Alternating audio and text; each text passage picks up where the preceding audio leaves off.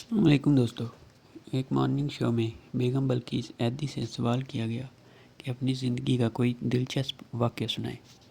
بلقیس ایدی نے ہنستے ہوئے بتایا کہ ایک دفعہ وہ ایدی صاحب ایک پرائیویٹ کار پر سکھر جا رہے تھے، ایک شادی پر۔ رات کا وقت تھا۔ اندرون سندھ سے گزرتے ہوئے ایک مقام پر کچھ ڈاکوؤں کو راستے میں آ گئے اور ہماری گاڑی روڈ سے اتار کر کچے میں لے گئے۔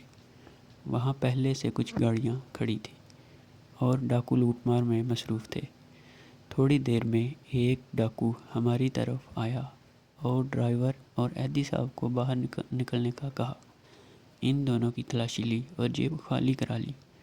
اچانک اس ڈاکو کی نظر ایدی صاحب پر پڑی اور غور سے ان کو دیکھنے کے بعد ایک ڈاکو جلدی سے ایک جانب کھڑی جیپ کی طرف گیا اور ایک شخص کے ساتھ فوراً واپس آ گیا۔ اس شخص نے ٹارچ کی روشنی ایدی صاحب کے چہرے پر ڈالی اور پوچھا، آپ عبدالستار ایدی ہیں؟ جواب ہاں ملا تو وہ ڈاکو کا سردار ایک دم پریشان ہو گیا۔ فوری حکم ہوا کہ تمام گاڑیاں جن سے لوٹ مار کی گئی ہے ان کو مال واپس کیا جائے اور باقاعدہ معافی مانگنے لگا۔ مزید حیرت کی بات یہ ہوئی کہ جب وہ ڈاکو ہمیں رخصت کرنے لگا تو 20 لاکھ روپے بطور چندہ ایدی صاحب کے حوالے کیا۔ ایدی صاحب کے انکار پر بولے، سر